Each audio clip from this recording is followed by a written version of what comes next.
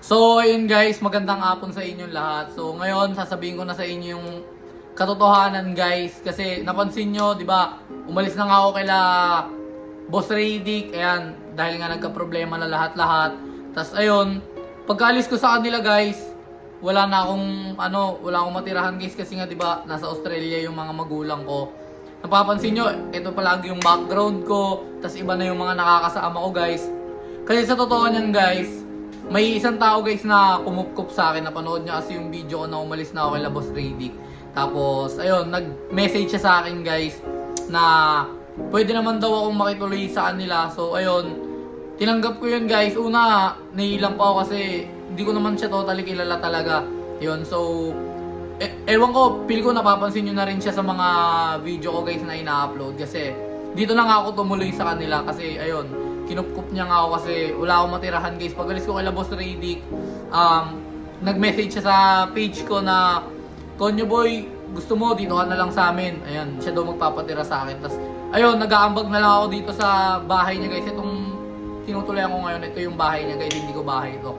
So ayun, nakikituloy ako ngayon dito sa kanila. Tapos nag-aambag lang ako ng pangkuryente, ganyan, ng pagkain namin, lahat-lahat. Tapos ayun, 50-50 kami sa mga bills nila dito guys. Malaking pasasalamat ko guys sa tao na to na kumupkup sa akin at tinuring akong parang kapatid guys. So ayun, papakita ko na siya sa inyo guys. Ito nga pala yung kumupkup sa akin guys. Yan. Hey, what's up guys? Ayan nga pala guys si Boss JM. Ayan, siya nga pala yung kuha upuan. Ito nga pala guys, ito siya yung may-ari na itong nakikita nyo palagi sa mga vlog ko. Siya yung kumupkup sa akin na siya daw muna yung hawak sa akin ganyan. So, ayan. Pakilala mo sarili mo, boss. Yo, what's up guys? Ako nga pala si Boss JM, yan. Ayan. Siya yung kumupkup sa akin, guys. So, ayun, sabi niya sa akin kahapon lang na Konyo boy, parang gusto niya din daw pasukin yung social media. Gusto niya mag-vlog din, ganun, para makita niyo yung mga nangyayari dito sa amin, dito sa bahay niya, ganyan. Ito guys, feel ko napapanood nyo na rin siya sa mga video ko mga nakaraan guys. Nakikita nyo na siya. Hindi ko palang nire-reveal nun guys na nakikituloy ako dito sa kanila. Pero ayun yung katotohanan guys. Siya yung kumupkup talaga sa akin pagkaalis ko kala Boss Radic. Tinawagan niya agad ako nun guys na dito na ako pumunta sa kanila at siya na bahala daw sa akin. Kasi nga yung mga magulang namin guys is nasa ibang bansa.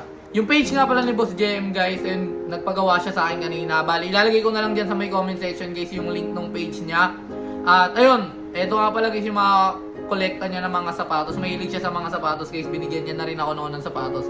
Kaya kung umabot man si Boss JM guys ng 20,000 followers, yan, ano boss?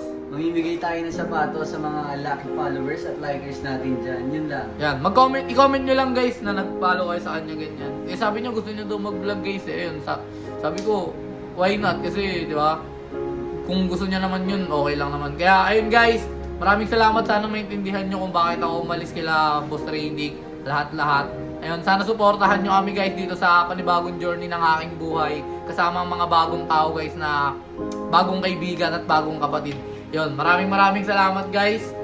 Sa mga magpa-follow kay Boss JM, ito yung bago kong boss guys na nag-aalaga sa akin. Yan, i-follow nyo na guys. Maraming salamat.